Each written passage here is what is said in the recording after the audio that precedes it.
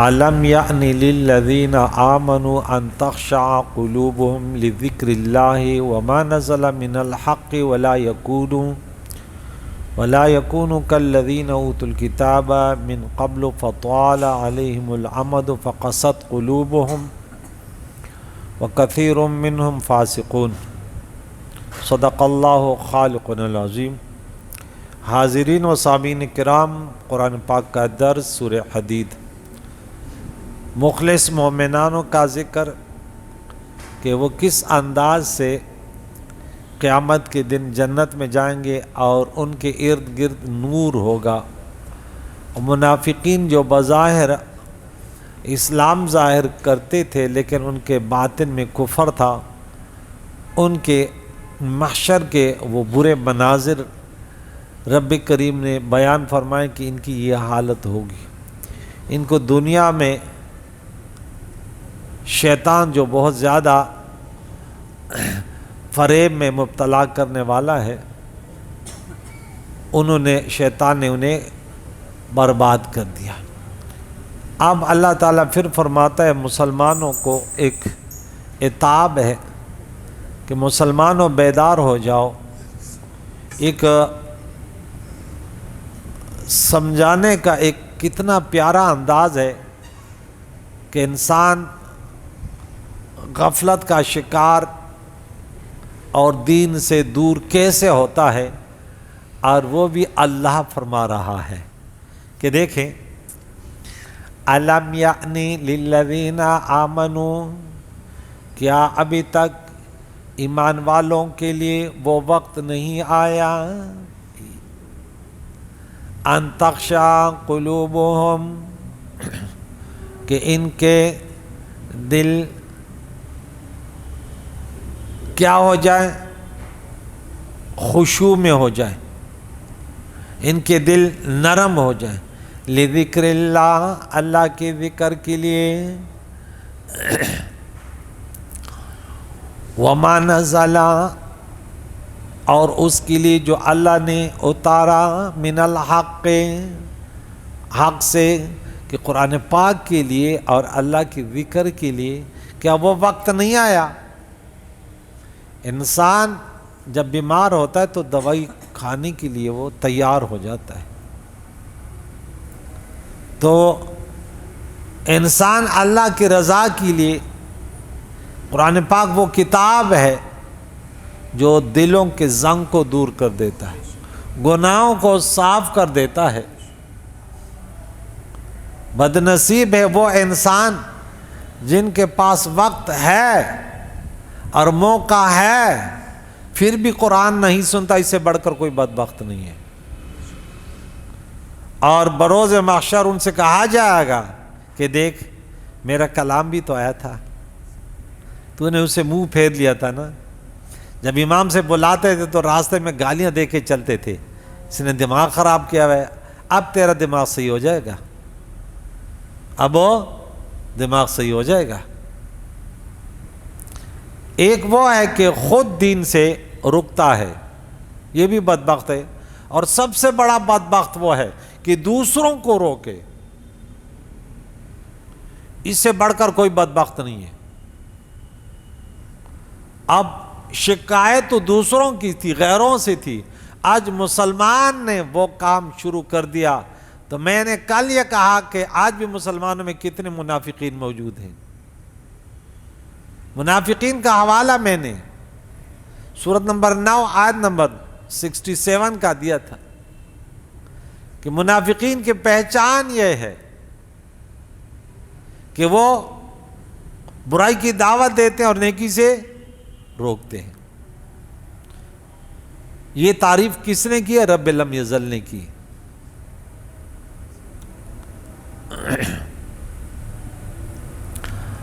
رب کریم فرماتا ہے وَلَا يَكُونُوا،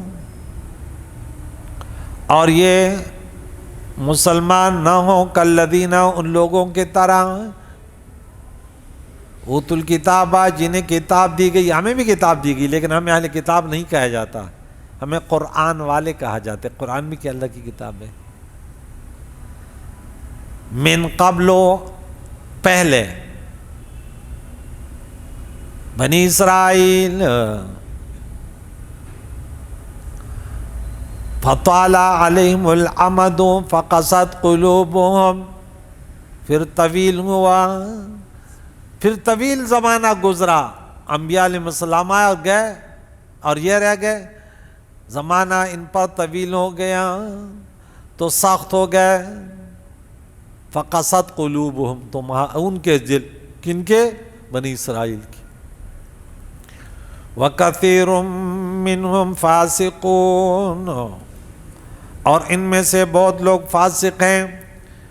قرآن مجید نے اللہ رب کریم نے فرمایا کہ تم ان لوگوں جیسے مت بنو، ان لوگوں جیسے مت بنو۔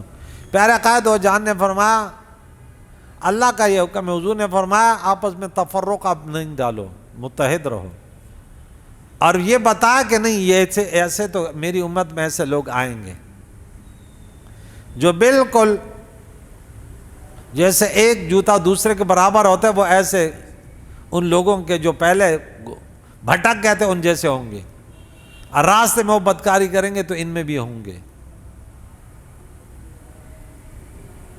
وَخُذْتُمْ كَالَّذِي خَاضُوا، یہ سورہ جو میں نے ابھی بتایا نا، منافقین کے بعد جو ذکر ہے وہ انہی لوگوں کا،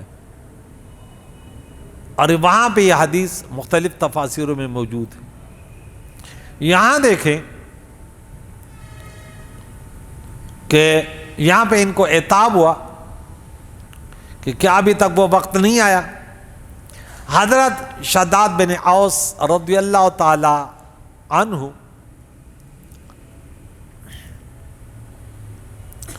بیان کرتے ہیں کہ لوگوں سے سب سے پہلے جو چیز اٹھائی جائے گی وہ خشوع ہے۔ کیا ہے؟ ہم فی صلاتہم خاشعون، سورہ مومنون، قد افلح المؤمنون الذین هم فی صلاتہم خاشعون۔ اپنے نمازوں پر خشوع کرنے والے یہ کامیاب ہیں، لیکن یہ خشوع یہ اٹھ جائے گا۔ کیوں؟ وجہ کیا ہے؟ کہ ان کے اندر، اس کے ذہن میں، ان کے دل میں دنیا سرایت کر جائے گی۔ جیسے مجنون ہر وقت لیلا لیلا کرتا تھا، یہ اٹھتے بیٹھتے نماز کے حالت میں دنیا دنیا کرے گا، دنیا کے لیے بھاگ دوڑ کرے گا، اور اللہ کے بندگی میں ان کا دل نہیں لگے گا۔ سب سے پہلے کیا چیز اٹھائی جائے گی؟ خشوع، دل نہیں لگے گا۔ اللہ تعالیٰ نے اس آیت میں مومنوں کو اس چیز سے منع فرمایا ہے کہ وہ ان اہل کتاب سے مشابہت اختیار نہ کریں جو یہود اور نصارہ تھے۔ جب ان پر زیادہ مدت گزر گئی تو انہوں نے اپنے ہاتھوں سے اللہ کی کتاب کو کیا کر ڈالا؟ بدل ڈالا، اور یہ خطرہ یہاں بھی تو ہے۔ قرآن میں تو تحریف نہیں ہو سکتی ہے تو ایسا رہے گا، لیکن بیان میں تو تحریف کرے گا نا، اور ہر فتنہ پرور اہل بدعہ وہ قرآن پاک کو اپنے مدعا کے لیے پڑھے گا، بالاستیعاب درس نہیں دے گا، بس وہ آیت تلاش کرے گا جو ان کا دعویٰ اس میں تقویت ہو۔ بس اللہ ہمیں بچائے کہ اللہ کی کتاب کو بدل ڈالے۔ ہم نے سورہ بقرہ سورہ نمبر 2 آیت نمبر 41 میں پڑھا تھا، بنی اسرائیل کے علماء کو اللہ نے مخاطب کیا کہ تم دیکھو اس نبی کی شان کو چھپاتے ہو، ان کی حقانیت کو چھپاتے ہو، حالانکہ تم جانتے ہو تمہاری کتابوں میں ان کی شان موجود ہے۔ اور کیا فرمایا؟ وَلَا تَشْتَرُوا بِآيَاتِي ثَمَنًا قَلِيلًا، تھوڑی دنیا لے رہے ہو، تمہارے مرید جمع ہوئے ہیں، تم آج تمہیں جو ہے نا وہ وظائف آتے، تم کہتے ہو اگر اس نبی کے پیچھے چلیں گے تو ہمارے یہ سب ادھر ادھر ہو جائیں گے، تیتر بیتر۔ یہ جعلی پیر نا پھر زیادہ فساد کرتے ہیں، وڈیرے۔ آپ دیکھتے ہیں بھئی بلوچستان میں کیا کیا ایک شخص نے، کیا ظلم کا بازار گرم کیا، لیکن ہم کمزور، اتنے کمزور ہو چکے ہیں کہ وہ اس قدر بڑے ظلم اور ستم ہو رہے ہم دیکھ رہے ہیں، پھر بھی ان لوگوں کے پیچھے ہم چلتے ہیں اور انہیں جو ہے نا محشر میں پوچھا جائے گا اتنے ظالم کا ساتھ تو نے کیوں دیا انسان؟ اللہ کی کتاب کو بدل ڈالا اور اس کے بدلے میں تھوڑی قیمت خرید لی اور کتاب کو اپنے پیٹھوں کے پیچھے پھینک دیا۔ فنبذا کہ ڈال دیا انہوں نے اللہ کی کتاب کو وراء ظہورہم، معنی یہ کہ اس پر عمل نہ کیا، اللہ کی کتاب پر عمل اپنے مقصد کے لیے پڑھا، اور مختلف نظریات اور مختلف اقوال کے درپے ہوئے اور اللہ کے دین میں لوگوں کی تقلید کی۔ اللہ اب دیکھیں تقلید، ہم مقلد ہیں نا، لیکن ہم اللہ کی دین قرآن و حدیث کو پڑھ کے وہ کرتے ہیں۔ ایک ہے کہ اللہ کے قرآن نبی علیہ السلام کے فرامین کے صریح فرامین کے خلاف چلے۔ اب ایک شخص ہے وہ نشہ کر رہا ہے تو یہ تو نشہ دو، ہم نے پڑھا تھا سورہ نمبر 5 آیت نمبر 90 میں کہ شراب اور جو وغیرہ حرام ہے۔ اب وہ ایک شخص ہے وہ نماز نہیں پڑھتے، صریح قرآن کے خلاف ہے، اور ادھر ادھر لوگوں کو دھوکہ دے کہ تو نے کلمہ پڑھا تو جنت میں جائے گا، یا دوسرے بہت سارے گناہ ہیں اور وہ اس کی مخالف میں، پھر یہ جو ہے یہ تقلید کیا ہے؟ یہ مشرکین نے یہ تقلید کی، یہ شرک ہے۔ فرق مراتب نہ کن زندیق باشد، مرتبوں کا فرق کریں کہ یہ غلط طریقہ ہے۔ اور اپنے علماء اور اپنے پیروں کو اللہ کے بجائے رب مان لیا۔ کون؟ کس کی بات ہو رہی ہے؟ اہل کتاب کی۔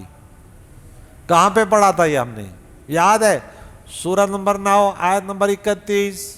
یہ دیکھیں آپ کو سنا دوں، یہ آیت تو سنا دوں، سورہ توبہ سورت نمبر 9 ہے، آیت نمبر 31 نکالو بچوں، نفس و شیطان سے بچو۔ یہاں دیکھیں رب کریم نے فرمایا یا ایھا الذین آمنوا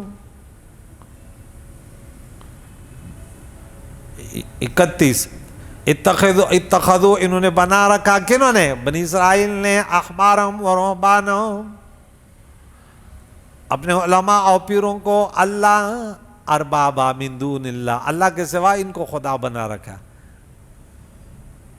کیا مقصد؟ مولوی نے کہہ دیا یہ غلط ہے، بس غلط ہے۔ بھائی آپ پتہ تو کریں ممبر پر کس کو بٹھایا ہوا ہے؟ کتنے مکار مولوی اس ممبر پر بیٹھتے ہیں، ادھر ادھر کی لگاتے ہیں، نہ انہیں قرآن پڑھنا آتا ہے، پڑھانا آتا ہے، نہ حدیث مبارکہ۔ اس نے کیونکہ پڑھا ہی نہیں ہے، کیا پڑھائے گا؟ اردو کا رسالہ پڑھا، ادھر ایک واقعہ ادھر ادھر یا ادھر ادھر کچھ اپنے ساتھ ملا لیا، اور وقت کہتے اب یہ کہتے ویسے بھی عوام میں ان کو لوٹو، اب ان کو یہ کہہ دو سبحان اللہ یہ بولیں گے کہ بس مولوی یہ مل گیا۔ بنی اسرائیل نے یہ کیا، اللہ فرماتا ہے احبار، حبر کی جمع، یہ ان کے علماء اور ان کے پیر تھے، انہوں نے بگاڑ پیدا کی۔ اور یہاں بھی یہ خطرہ ہے، عیسیٰ علیہ السلام کو اللہ کا، مریم کے بیٹے عیسیٰ علیہ السلام کو،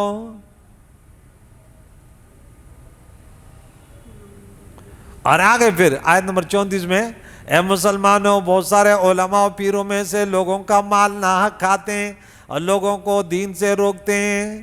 وہ لوگ جو جمع کرتے ہیں سونا اور چاندی اور اسے خرچ نہیں کرتے اللہ کی راہ میں، انہیں دردناک عذاب کی خوشخبری سناؤ، جس دن یہ گرم تپایا جائے گا، یہ سونا چاندی جہنم کے آگ میں پھر داغ دیے جائیں گے، ان کے ماتھے اور ان کے پیٹھ اور ان کے کروٹوں پر کہا جائے گا یہ تمہارا خزانہ ہے، جو تمہارے خزانے جو تم جمع کرتے تھے، آج ان کا مزہ چکھو۔ یہاں دیکھیں کہ انہوں نے علماء کو خدا بنا رکھا،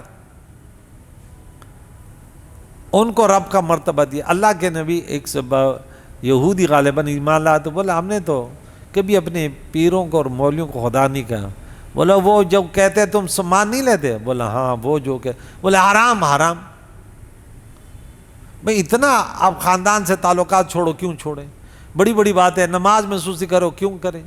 اتنا تم ہر مسلمان کے اندر اتنا شعور تو ہونا چاہیے نا۔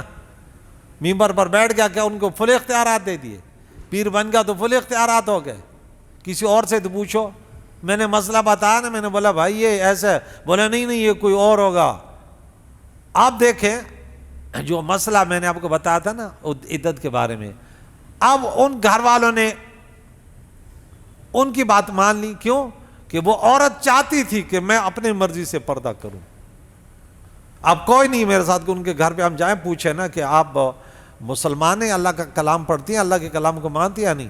بس آسان سے فتویٰ ہے یہ مولوی ٹھیک نہیں ہے. کیونکہ ان کے مطلب کی بات نہیں کی. ممبر پر جو کڑوی بات کرتا ہے، حق بات کرتا ہے، کہتے ہیں یہ صحیح نہیں ہے. کیا کہتے ہیں؟ اگر اس طرح یہ صحیح نہیں ہے تو پھر تو ہم بھی صحیح نہیں ہیں. حق کو بیان کرنا اگر یہ صحیح نہیں ہے تو پھر ہم صحیح نہیں ہیں. ہمیں اللہ ایسے صحیح نہ بنائے کہ ہم بس جھوٹ بولتے رہیں، ہم مکاری کرتے رہیں، لوگ ہمیں کہتے سبحان اللہ یہ صحیح ہے. اللہ ایسے صحیح سے بچا، بولو امین. ہم اہل سنت و جماعت ہیں. ہم دیکھیں پیروں کو ماننے والے نا، علماء کو ماننے والے، کیونکہ وہ دین کی تبلیغ کرتے ہیں نا. لیکن وہ 2 نمبری کرے تو پھر مانو گے کیا؟ کوئی بھی ہو، ہمارا ان سے کوئی کانٹیکٹ ہی نہیں، تعلق ہی نہیں ہے. دین کے مخالف دین کو بیان نہیں کر رہا، ہمارا کیا تعلق ہے ان سے؟ اور اس وقت ان کے دل سخت ہو گئے. کن کے؟ بنی اسرائیل کے. یہ حرام خوری پر پڑ گئے. وہ کسی کی نصیحت قبول نہیں کرتے تھے، اور نہ جنت کی بشارت اور جہنم کی وعید سن کر ان کے دل نرم ہوتے تھے. بولو تمہارے دل، اللہ نے فرمایا تمہارے دل ایسے ہو جائیں گے. اے مسلمانوں، ان میں سے اکثر لوگوں کے عقائد فاسق تھے، ان کے دل فاسد ہو چکے تھے، اور اللہ کی کتاب میں تحریف کرنا ان کی عادت بن چکی تھی.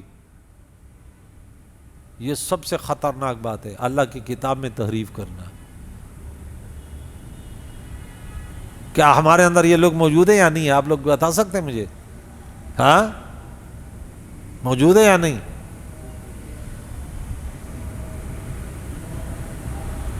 تو ان سے بچنا بھی تو ضروری ہے نا. کوئی کہتے ہیں محلے میں ہاں شیر آیا ہوا کھا رہا ہے، تو پھر گلی میں ذرا دیکھنا کہیں ہماری گلی میں تو نہیں آیا. ہوشیار بھی تو رہنا.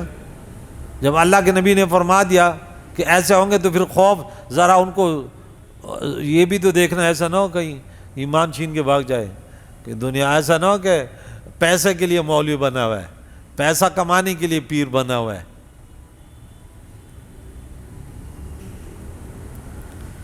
ان کاموں کو ترک کر دیا جن کو اللہ تعالیٰ نے کرنے کا حکم دیا تھا. وہ کام انہوں نے چھوڑ دیا. کنہوں نے؟ بنی اسرائیل نے.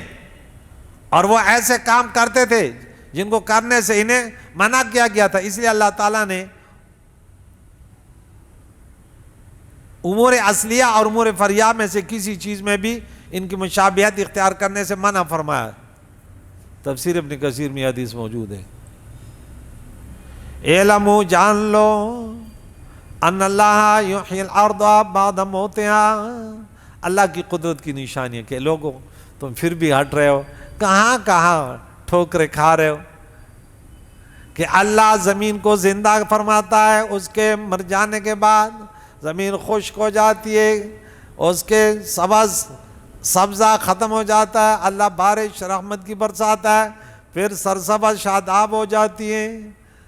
تو اسی طرح تمہیں دوبارہ زندہ کرے گا. قد بینا لکم الآیات، بے شک ہم بیان کرتے ہیں تمہارے لیے آیتیں. لعلکم تعقلون، تاکہ تم سمجھو، عقل سے کام لو. 17 نمبر آیت میں مردہ دلوں کو مردہ زمین کے ساتھ اللہ تعالیٰ نے تشبیہ دی. مردہ دلوں کو مردہ زمین سے تشبیہ دی. جس طرح مردہ زمین بارش سے زندہ ہو جاتی ہے، اسی طرح جو دل کفر اور معصیت پر اصرار کرنے کی وجہ سے مردہ ہو چکے ہیں، وہ اللہ تعالیٰ پر ایمان لانے، اس کا ذکر کرنے، اعمال صالحہ اور توبہ اور استغفار کرنے سے زندہ ہو جاتے ہیں. اس آیت میں اللہ تعالیٰ سے ڈرنے اور خشوع اور خضوع اور خشوع کی ترغیب دی گئی ہے، اور مرنے کے بعد دوبارہ زندہ کرنے پر متنبہ کیا رب کریم نے. پھر دوبارہ فرمایا ان المصدقین، بے شک صدقہ کرنے والے، والمتصدقات، اور صدقہ کرنے والی مرد اور عورتیں. اس کی تفصیل گزر گئی سورہ احزاب آیت نمبر 33 میں. ان المسلمین والمسلمات والمؤمنین والمؤمنات، وہ 10 صفات وہاں پہ ذکر تھے. ایسے لوگوں کو صفات پڑھو کہ کام ہم ان میں ہیں یا نہیں. وفیہ ذکرکم، سورہ نمبر 21 آیت نمبر 10 میں. قرآن میں تمہارا ذکر تو ہے، اب تلاش کرو. ایک بزرگ تھا نا، وہ کہتا میں اپنے آپ کو دیکھتا ہوں اللہ کے کلام میں، تلاش کرتا ہوں میں کہاں ہوں. آپ نے کبھی اس نیت سے قرآن پاک پڑھا کہ میں کون سے صف میں کھڑا ہوں؟ اپنے کردار کو جانچو، پھر قرآن پاک پڑھو. وَأَقْرَضُوا، اور انہوں نے قرض دیا اللہ کو. یہ عطف ہے ان پر، اس لیے اقرضوا منصوب ہے. اللہ کو قرض حسنہ دیا. قرض حسنہ کل تفصیل سے گفتگو اس پر. یضاعف لهم ولهم اجر کریم، وہاں بھی یہی تھا. ہاں، ویضاعف له وله اجر کریم، یہاں بھی ہے.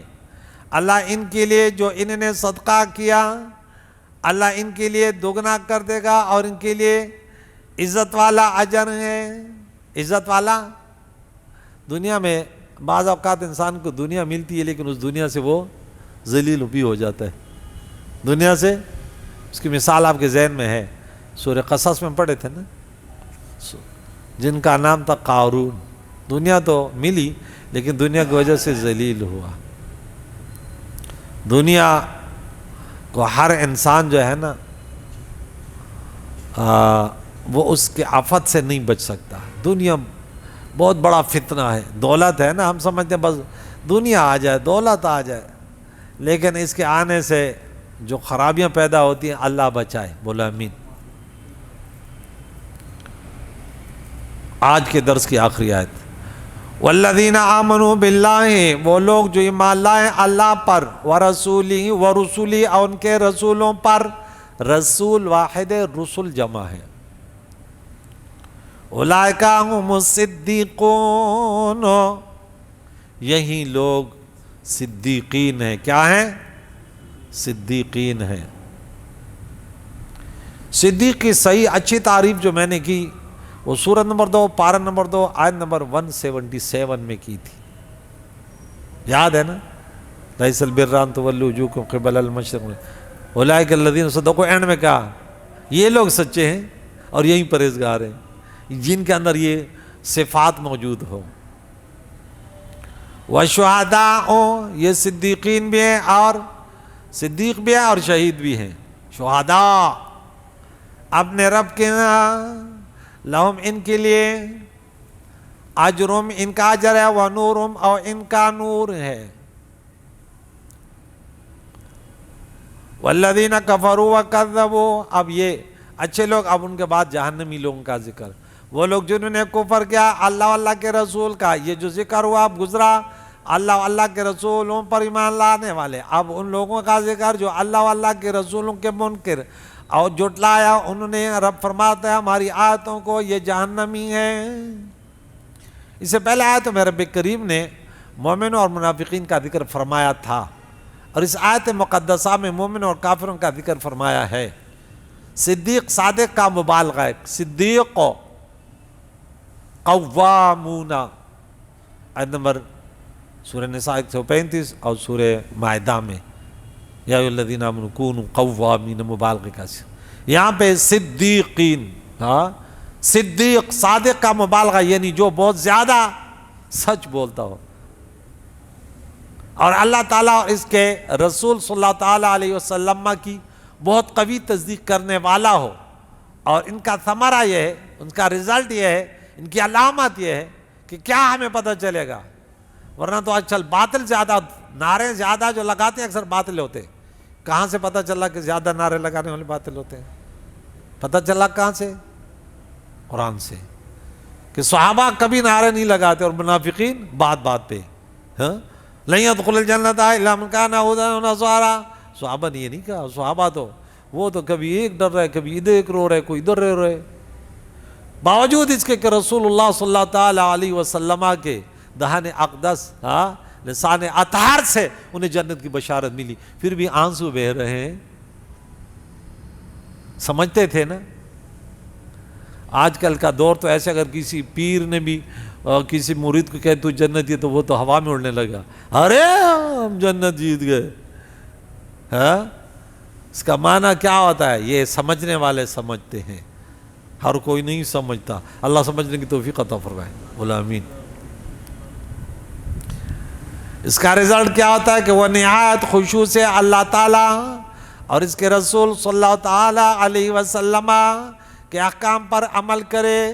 یہ صدیق ہے کہ جب وقت آئے تو پورا مال پیش کر دے، اب جب وقت آئے تو نبی علیہ السلام پر اپنے آپ کو سانپ سے ڈسوائے۔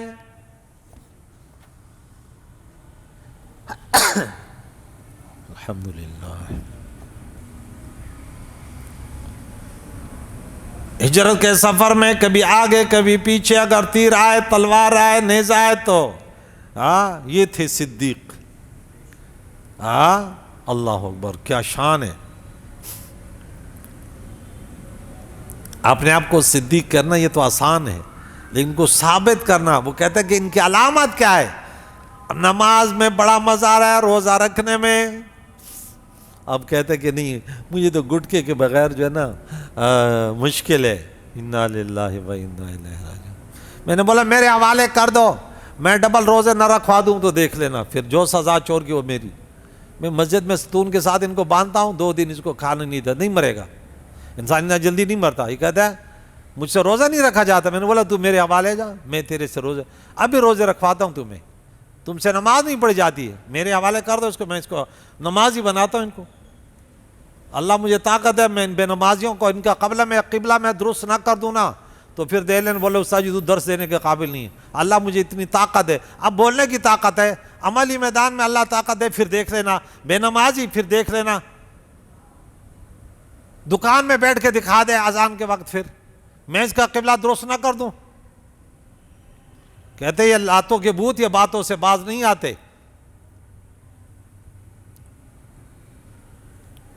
بس یہ شکر کرو کہ تمہیں ایسے حکمران ملیں کہ شراب کبابوں اور پتکاریوں پر کوئی پابندی نہیں ہے۔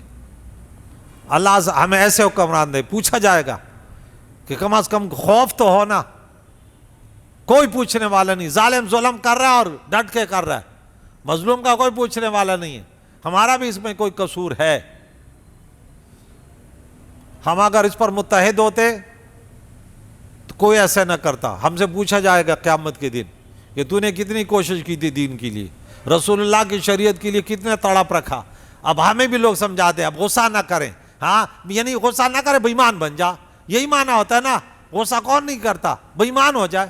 دنیا پر مجھے غصہ آتا ہے، اپنی عزت پر غصہ آتا ہے، اپنے گھر پر غصہ آتا ہے، اب دین پہ تمہیں غصہ نہ ہے، کو لوگ کچھ بھی کریں، گٹکے بھی کھاتے رہیں، روزے بھی کھاتے رہیں، نمازیں بھی نہ پڑھتے رہیں، اور مولوی ممبر پر بیٹھے وہ بھی ہنستا رہے، سبحان اللہ کیا شان ہے، تو بے ایمان مولوی اس لیے تو اس سے بیان کرتا ہے۔ لوگ جہنم کے طرف جا رہے ہیں اور مولانا صاحب کو غصہ نہیں آ رہا، کہتے اس کو غصہ نہیں آتا ہے، یہ ہر وقت مسکراتا ہے، منافق ہر وقت مسکراتا رہتا ہے، ورنہ رسول اللہ کا بھی غصہ نہ کرتے۔ حضور غصہ کرتے تھے نہیں کرتے؟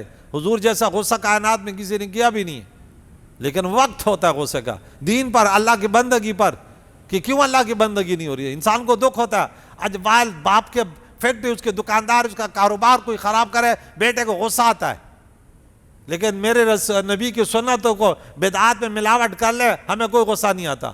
اب ولیمے کو جو ہے نا خرافات بنا لیا، اور مفتی بھی بیچ میں بیٹھا ہوئے کھا رہے، کہتے سبحان اللہ کیسی پیاری مچھلی کھلائی، انا للہ و انا، تو وہاں کھا کے تیرا پیٹ بھر جائے گا، فکر نہ کر۔ وہ تو مولوی تو گیا، لیکن اتنے عوام کو بھی تو لے ڈوبا، کہتے ہم تو ڈوبے صنم۔ یہ بڑا مسئلہ ہے نا۔ میں جا کے لوگوں میں خرافات میں بیٹھا ہوں تو یہ میرا شاگرد آئے گا، بھلے ہمارے استاد جی بیٹھے، یہ تو مسکرا کے آ کے بیٹھے گا نا۔ لیکن اگر دیکھے گا استاد جی جا رہا ہے نہیں کھا رہا، وجہ کیا ہے؟ استاد جی نے بولا حرام ہے ایسے کھانے کھانا، تو یہ بھی نہیں کھائے گا، غیرت مند شاگرد ہے کہ جب استاد نہیں کھا رہا میں کیوں کھاؤں۔ آگے چلتے ہیں کہ ان کے لیے صدیق کی علامت کیا ہے؟ احکام پر عمل کرے اور سخت سردی اور شدید گرمی میں اس پر نماز پڑھنا اور روزے رکھنا گراں اور دشوار نہ ہو، زکوٰۃ ادا کرنا اس پر سہل ہو، اور حج کرنے کا اس کو شوق ہو اور اس کی آرزو جہاد کرنا ہو اور میدان جہاد میں شہید ہونا اس کی تمنا ہو۔ مجاہد نے کہا ہر مومن صدیق اور شہید ہے، اور اس آیت کی تلاوت انہوں نے کی، اور ہر مومن کے شہید ہونے کی وجہ یہ ہے کہ مومنین اللہ تعالیٰ کے سامنے گزشتہ انبیاء کے حق میں شہادت دیں گے۔ قرآن نے فرمایا وَكَذَلِكَ جَعَلْنَاكُمْ أُمَّةً وَسَطًا لِتَكُونُوا شُهَدَاءَ عَلَى النَّاسِ وَيَكُونَ الرَّسُولُ عَلَيْكُمْ شَهِيدًا، اور اسی طرح ہم نے تم کو بہترین امت بنایا تاکہ تم لوگوں کے حق میں شہادت دینے والے ہو جاؤ۔ حسن بصری نے کہا ہر مومن کو شہید اس لیے فرمایا گیا کہ وہ اپنے رب کے لطف و کرم پر شہید ہوگا۔ اس آیت کی تفسیر میں مختلف اقوال ہے۔ الشہداء عند ربہم سے الگ جملہ ہے، یعنی جو لوگ اپنے رب کے پاس شہید ہیں ان کے لیے ان کا اجر ہے اور نور ہے۔ تو شہید کا اب ہم گفتگو کریں، میرے پاس تفسیر پڑھی ہے 48 اقسام جو ہے، اور بعض جگہ 51 اقسام جو ہے وہ شہداء کے ہیں، کتنے؟ لیکن یہاں پہ یہ آخری جملہ جو ہے کہ ہر مومن شہید ہے، لیکن مومن ہو، کیا ہو؟ مومن ہو، ایسے نہیں کہ وہ ایسے مومن ہے جس کو دیکھ کر شرمائے شیطان کہ یہ تو مجھے بہت پیچھے چھوڑ گیا، میں نے تو ایک سجدہ نہیں کہ کم بخت و روزانہ کتنے سجدے نہیں کرتا، ایسے ہے یا نہیں ہے؟ میں تو کبھی کبھار شیطانی کرتا ہوں، ان کا تو کام یہ تو جب سو رہا ہو تب بھی سوچ رہا ہوتا ہے کہ فلاں پڑوسی کو کیسے ذلیل کروں گا، کہتے یہ تو مجھ سے بھی آگے نکل گیا۔ شیطان کسی بزرگ نے دیکھو وہ آرام سے بیٹھا، بولا کیا ہوا مردود؟ ارے بولا میں نے ایسے افراد تیار کیے ہیں وہ مجھ سے بھی آگے، کوئی فکر نہیں ہے، جہنم لے جانے کے لیے وہ تیار ہیں، وہ لگے ہوئے۔ اللہ ایسے کردار سے بچائے، اللہ میں ایسے کردار ادا کرنے کی توفیق عطا فرمائے کہ وہ جنتیوں کے اعمال ہو، وہ سوچے جنتی والے کے۔ ہم رات سوئیں تو پڑوسی کی فکر ہو کہیں بھوکا تو نہیں ہے، خاندان فیملی کی فکر ہو کہیں ایسے نہ ہو۔ میرے نبی نے فرمایا نا کہ یہ مسلمان تھوڑی ہے کہ شکم سیر ہو کر سو رہا ہے اور پڑوسی بھوک سے مر رہا ہے۔ تو شہید کی اقسام اب ٹائم نہیں ہے، میں تفسیر میں لایا ہوں 51 شہداء، حکمی شہداء، اور ہر ایک پر حدیث موجود ہے۔ کوئی موقع آئے گا اس کو انشاءاللہ آپ لوگ تک اور سامعین تک انشاءاللہ یہ بات پہنچائیں گے۔ ہم بھی شوق دلاتے ہیں کہ لوگ کتنے مسلمان تڑپ رکھتے ہیں، فلمیں ڈراموں میں ٹک ٹاک اور وغیرہ میں تو بڑی تڑپ ہے، لیکن اللہ کے کلام کو سمجھنے کے لیے کوئی تڑپ نہیں ہے۔ اس کلام قرآن مجید وہاں سے میں جب گفتگو کروں گا نا تو آیت نمبر 154 سے وَلَا تَقُولُوا لِمَنْ يُقْتَلُوا فِي سَبِيلِ اللَّهِ أَمْوَاتٌ بَلْ أَحْيَاءٌ وَلَكِنْ لَا تَشْعُرُونَ۔ پھر سورہ نمبر 3، یہ تو سورہ نمبر 2 پارہ نمبر 2 آیت نمبر کیا بتایا؟ 154، زبردست یاد ہے ان کو، ٹھیک ہے نا۔ اور پھر سورہ نمبر 3 پارہ نمبر 4 سورہ آل عمران آیت نمبر 169، یہاں کہا کہ ان کو مردہ مت کہو جو شہید ہے، اور وہاں کہا کہ کہنا بھی اس پر بھی پابندی ہے اور سوچنے پر بھی پابندی ہے۔